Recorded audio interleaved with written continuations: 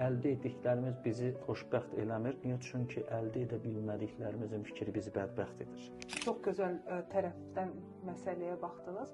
Çünki əslində bu yarımçıqlıq ideologiyasıdır. Bəli. Bir məsələdə yarımçıq ola bilməz. Bizim elə bugünkü əslində uğursuzluqlarımızın bəzilərinin cavabı yarımçıq mütəxəssisliyimizdədir, yarımçıq müəllimliyimizdədir, yarımçıq biliklərimizdədir, yarımçıq yaxşı insan olmağımızdadır, yarımçıq pis adam olmağımızdadır. Hər şey yarımçıq olan, yəni biliyin yarısını, biraz bilib hər şeyi bilirəm deyənlərdən, yaxşı adamam, amma vicdansız pul qazanıb şükür edirəm, yarımçıq pisəm, yarımçıq yaxşı adamam. Bütövləşmək, kamilləşməyə doğru getmək istəməməyimizdir. Yola ver məsələlərlə çox daha yaxın olmağımızdır. Bizim el dilində belə bir cəmiyyətdə sözümüz var. Yola verdim, getdi. Bəzən biliyimizi də elə öyrənirik, yaxşılığımızı da elə yola veririk. Buradan səhv yoldan qazandım, mən bunu yardıma bir hissəsini pul verəcəm, Allahla gözəl bir müqavilə bağlayacağam. Baxın, bunların hamısı yarımçıq inanclardandır, yarımçıqlıqlardandır. Mən bir mütəxəssis olaraq etika üzrə bütün bu bilimləri hələ də araşdırdığıma görə bu yarımçıqlığın o qədər cəmiyyətə vurduğu zərbə var ki, nə Allaha, nə yaxşılığa, hər şeyə yarımçıq inanırlar insanlar. Dediniz ki, yaxşılıq elədim, bundan sonra etməyəcəm. Yarımçıq inancındır. Yaxşılıq eləyir, ibadətini də edir, amma yarımçıq inanır. Ona görə də ona elə insanlar düşür ki, şükür etmirlər. Allah onları tam yaxşılıq elədin, amma əvəzini gözləmə. Təşəkkürün belə gözləmə. Onda bu bütöv yaxşılıq olur. Öyrətmək üçün o insanları qabağına çıxardır ki, sən yaxşılıq eləyirsən, əvəzini gözləyirsən, əvəzi gəlmir. Mən buna görə yaxşılıqdan vaz keçəcəksənsə, sən yaxşılıq etmiş hesab etmirsən. Əvəzli yaxşılıq olmur. Təşəkkür belə əvəzlidir. Bəli. Bu məsələlər biz dəyərlərin aşılamasında çox fikirləşirik. Təşəkkür sözünü ilk başda uşaqlara da öyrətməlidirlər. Kiçikliklərdən vərdiş aləti. Təşəkkür sözü var, çox sağ ol sözü var, bir də minnətdaram sözü var Fariz bəy. Bu sözlər hamısı bizi ifadə edir, amma fərqli durumlarda olmalıdır. Sağ ol bir duadır. Baxın, hər kəsə çox sağ ol demək necə gözəldir. Dua edirsiniz ki, sağ qal, salamat qal. Nə qədər böyük bir mədəniyyətdir, böyük bir dilimizin qüdrətidir. Təşəkkür edirəm, bu şükürdür. Şükrün özəyi şükürdən əmələ gəlib, təşəkkür edirəm. Hər dəfə iş dünyasında, evdə, anaya, qonşumuza təşəkkür edirəm, satıcımıza, alıcımıza təşəkkür edirəm demək, nə qədər şükranlıq etmək deməkdir, bərəkəti nə qədər artırır. Bəli. Minnətdaram, sənə borcum var deməkdir. Elə yaxşılıqlar var ki, əvəzsiz edilir. Elə böyük, gözlənilməz yaxşılıqlar var ki, insan özünü boşlu hiss edir.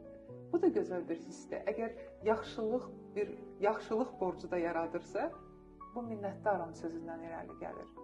Bəli. Mənim mesaj ötürmək istədiyim insanlara və gənclərimizə, cavanlarımıza da təlim zamanı demək istədiyim məsələlərdən biri o şükür məsələsində. Pul məsələsinə elə belə toxunmadım. Yalnız pulun şükür doğur və biz niyə həmişə qazanc deyəndə həmişə deyirik ki, şükür elə qazancın bol olsun. Sağlıq da bir qazancdır. Sağlığa şükür etməyi unutmamalıyıq. Məsələn, şəfa tapan anaya, şəfa tapan atamızın şəfalığına, o şəfaya şükür eləməyi öyrənməliyik. Bəli. Xeyirli övladımıza şükür eləməyi öyrənməliyik. Gözəl müştərimizə şükür eləməyi öyrənməliyik. Döyünən ürəyimizə, bugün edə biləcəyimiz yaxşılıqlara görə, əgər bizdə o imkanlar varsa, ona şükür etməyi öyrənməliyik. Bunun içində həm bərəkət, həm pul, həm sağlıq, həm insan münasibətləri, dostluqlarımıza görə şükür eləməliyik. Yəni, şükür dosta desən, dostun artacaq. Sağlığınıza desən, sağlığınız da artacaq. Ona görə şükür edəndə yalnız maddiyata, pulumuza deyil, o da önəmlidir. Unutmayaq ki, sağlığımıza da siz dediyiniz kimi pulu qazanıb, amma sağlığı yerində deyil. Hər bütövlük önəmlidir, yarımçıqlıq deyil. Bir yerə fokuslanıb, pul istəyirəm, pula şükür eləyəcəm deyil. Sağlıqla xərcləyim, sağlığıma şükür eləyim. Çox maraqlıdır ki, Allah Quranda deyir ki, şübhəsiz ki, siz az şükür edənlərdənsiz. Doğrudur. Yenə də Allahın bunu nəyə deyir?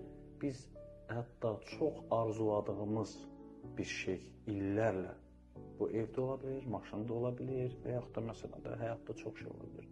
Biz əldə etdikdən sonra çox tez unutqanıq. İnsan sözünün mənası da unutqandır da. Bəli.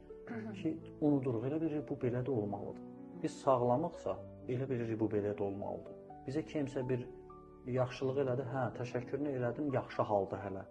Davamlı bizim bir dostumuz var, Vacim. İllər öncə mənə maddi baxımdan bir işdə kömək eləmişdi. İllərləndir, hər yerdə mən bir şey danışanda deyirəm, Vacim, deyir, sən bitir də bu məsələni. Bitdi də o mövzu. Dedim, yox, bitmədi. Bitmədi.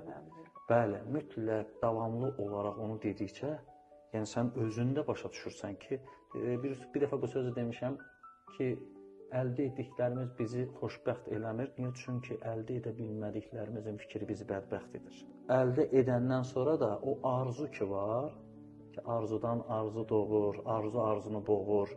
Ki insanın başa düşməlidir ki, hər an o aldığı nəfəsi ki qaytarır.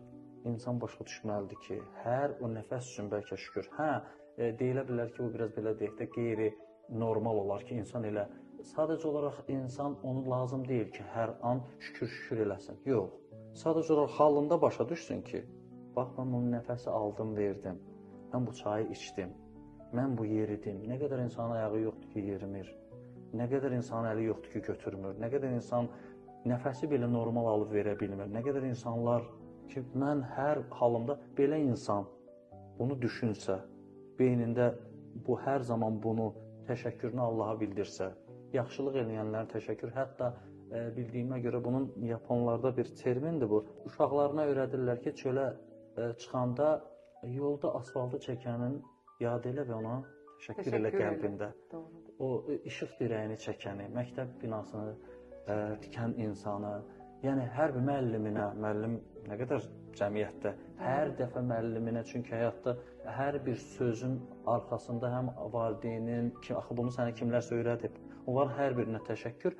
Yəni düşüncəndə sən belə halda, sən necə keyfsiz ola bilərsən və şükür, yəni Allah bunu demək istəyir ki, bunların şükrünü elədikcə mən də səndən razı qalacam. Yəni sən bir insan olaraq, bir missiyanda ancaq xeyir insan olacaqsan, çünki təşəkkürdəsən. Amma biz minlərlə Allahın verdiyi nemətin və insanların bizə etdiyi yaxşılığın müqabilində bir nəfər pis eləyəndə günlərimiz, illərimiz onun haqqında düşüncəyə sərf olunur ki, filankəs mənə pislik eləmiş və nə qədər insan sənə yaxşılıq eləyir, bu yadda deyil. Bax, bunu Allah deyir ki, şübhəsiz ki, siz az şükür edənlərdənsiniz, bunu deyir.